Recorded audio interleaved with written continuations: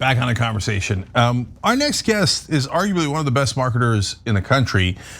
He was the sole creator of the largest GoFundMe campaign in history, the Black Panther Challenge. He also raised over $2 million on another campaign for rent relief. He was named the Forbes Under 30 list for marketing and advertising, and the 2018 Root Top 100 list for most influential African Americans. That's a hell of a bio already. So Frederick Joseph, now the author of the new book, The Black Friend, thank you for joining us. We appreciate it. I greatly appreciate you all having me. I'm a huge fan of the show and everyone's work on here, so. Oh, it's awesome, thank you. All right, so Fred, let's talk about your book, The Black Friend. I'm already into it on title alone, but what do you mean by it and what do you address in the book? So the book for me was an interesting moment in time and an interesting project to work on because it actually came out of a moment of racism. I was on the train heading to the office and a white woman who I sat next to, mind you, I'm in like a suit with a coffee, so on and so forth. She got up when I sat next to her, grabbed her purse, clutched it, and then moved to another seat. And I tweeted something like, hey, we need a book on just how to be a better white person, not a book on slavery, not a book on context, just like different situations that happen to Black and brown people and what we can do to make the world better for us. And people went crazy for it. They're like, yeah, please write that. So I decided that the best group to write that for would be a group that started as teens, right? Like, why wait until people are 30, 40, 50 years old? Why not encourage young people to start actually learning about these things earlier and combat that at an earlier age?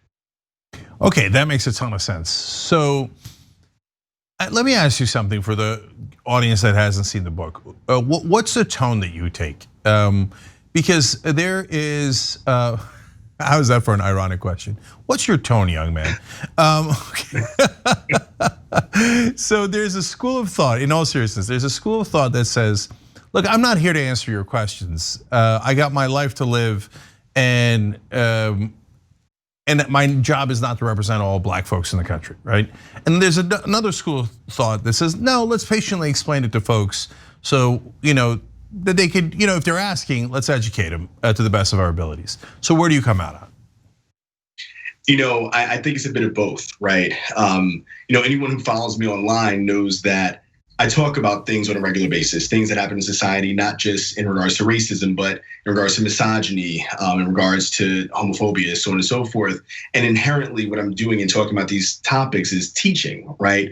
And my tone is often palatable, I suppose, not in a problematic way. I'm not aiming to make people feel comfortable, but I want people to feel like they can have a conversation, right? So the book takes that same tone where I'm not pointing fingers, but I am holding people accountable and trying to not only inform, but build empathy, right? And I think that that's where there's a gap in a lot of our critical theory on various topics, is that everyone's pointing fingers, thinking that people inherently understand certain things that they're doing. But I'm like, well, realistically, if somebody has a Black friend who's like, hey, you can say the N-word, who's explaining to that person, like, no, you can't, right? And I'm gonna tell you why you can't, how this resonates with people who are Black, that's not that one Black friend you have, and give you historical context as well. So all those things combined allow you to make not only better decisions, but informed decisions. Yeah, I'm in the camp of explaining things, partly because I'm a talk show host. That's what I do. I explain things, right? And so I don't want to shut down the conversation, which leads to the next question. Is it even their fault? I mean, that's kind of a funny question to ask, but so like when I was a kid, I immigrated here and I was 8 years old. I didn't speak English. By the time I figured it out in like third, fourth grade, the top question that the kids in school would ask me is, do you eat your own family at Thanksgiving? Gobble, gobble, gobble, okay, because I'm from Turkey, right? And after I beat a couple of them up, that stopped completely. No, seriously, overall, I don't know if I was too understanding, but I'm like, I get it. I'm from a different country. They don't understand. I'll explain to them. Turkey does have two different meanings, wildly different meanings in the English language, etc. Right? And they don't know. Is it their fault that they don't know obvious things about black folks in this country? Is it not their fault? How do you deal with that? What's your take on it? Well, I think one, experiences are a spectrum, right? So I'll never claim to own the black experience, right? To be the only person who has a black experience who should solely listen to me. But that being said, I do know that I'm someone who is not only well versed but well educated in that realm. Now, to the question of whether it's someone's fault, I think that's interesting because we do live in the information age, but we also live in the disinformation age, right? Even looking at the election currently, I shared something today where you have certain networks who are saying Trump's still in it, right? Like Trump can still win, and that's inherently emboldening his base to think that there's a reason for them to get out and riot and march, so on and so forth.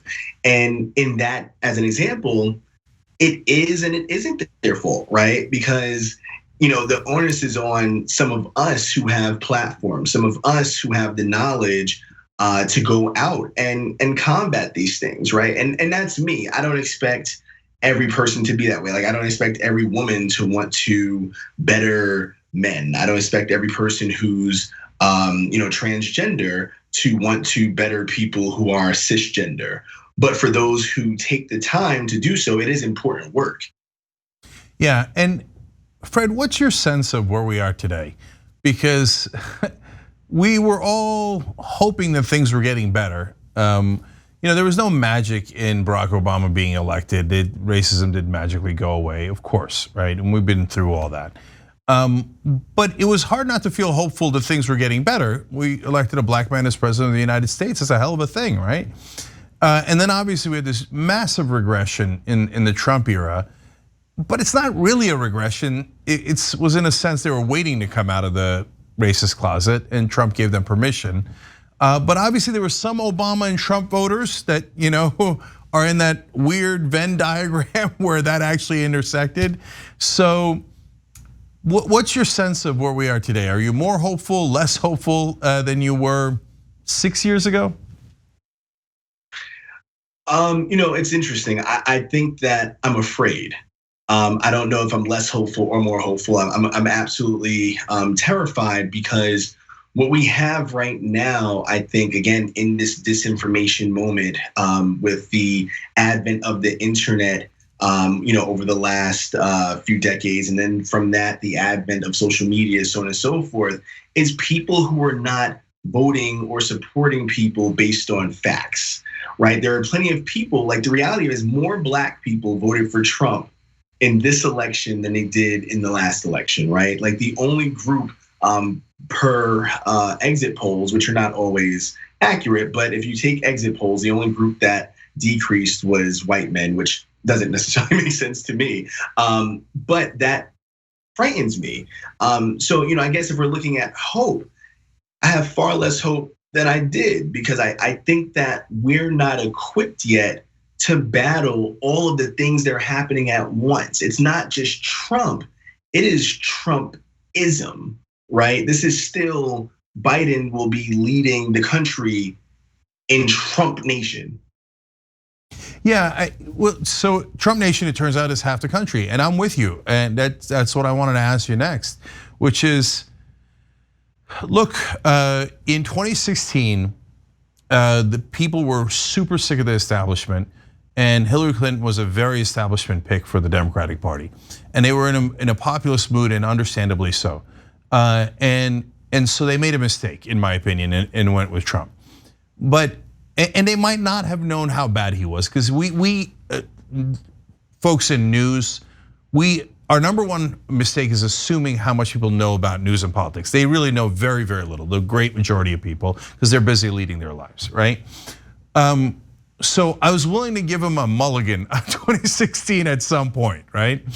But 2020, holy cow, 73 million people voted for him. You might not have known about Central Park 5 in 2016, but my God, you had to have known the 18 different racist things that Donald Trump said and did by 2020. So I don't know about you, it changed my perception of the country. I honestly didn't know that the country was this fearful of the others, is the politest way of saying it. Racist is one of the less polite way of saying it. What's your sense? Did you know? Because a lot of black folks say, hey, no, what are you talking about? We knew all along, right? And maybe you did, I don't know. Or did it make it feel worse knowing that half the country, 48% of the country really is totally on board for what Trump stands for? I'll be honest with you. In 2016, I knew that he was going to win 110%. I was absolutely sure, but I'm also from New York, right? And I saw the energy around him and the lack of information, as you already said, about him. Now, I'm not only from New York, but I lived a long time in Queens. I'm a New York City guy who knows who Trump is. So 2016 didn't surprise me. But getting 73 million votes in 2020, that surprised me, right? The results in Miami surprised me. These things absolutely, they've taken me, from left field, because I thought that the country was ailing, as it always has, in terms of bigotry. But I didn't think that someone could fail so miserably with COVID-19, with the economy, do all the racist things, as you mentioned, and still garner the second most votes, if I'm not mistaken, in the history of the presidential election, right? I thought, as people were saying, there would be a blue wave. I really did think that he would lose in a landslide because it didn't make any sense. But I think that America, outside of disinformation, we're seeing that people, how I've been looking at it, are leaning much more into the reality TV, social media culture that has come along with Donald Trump. People find him entertaining more than they find him frightening. Yeah, well, I find that frightening. It turns out we got 73 million zombies that we live next to, and that's a super scary thought to me. So it is what it is. We got to win him back somehow, and I think you and I, this is a different conversation, but probably agree that it's economic populism that we've got to focus on to unite the country against the establishment, honestly. So that because they're angry at all the wrong things, and they've misdirected that anger towards black and brown folks who didn't do it. We didn't do it, right? It was the folks up top, not us. I mean, you're hitting the nail on the head. Even today I saw that canceled student debt was trending, and a lot of people were combating the narrative, and I'm like, that is just good economics, right? Like in a pandemic right now, it's always been good economics to cancel student loan debt because that money would trickle right back into the economy and boost the country. But right now, there are people arguing for the wealthy in their defense as to why we shouldn't cancel student loan debt or why we shouldn't tax them more, so on and so forth. And that's part of the reason why this establishment is part of the issue, why candidates like Bernie Sanders, like Elizabeth Warren, like AOC, like Ilhan Omar, their candidacy, their potential to actually lead the country and lead a large populace is so deterred all the time because they're not just combating Republicans, they're combating their own party often. Yeah, 100%. All right, everybody's got to check out The Black Friend. Frederick Joseph, you're awesome. Thank you for joining us. Great conversation. I really appreciate it. Thanks for having me. Thanks for watching The Young Turks. Really appreciate it. Another way to show support is through YouTube memberships. You'll get to interact with us more. There's live chat emojis, badges. You've got emojis of me, Anna, John, JR. So those are super fun. But you also get playback of our exclusive member-only shows and specials right after they air. So all of that, all you gotta do is click that join button right underneath the video. Thank you.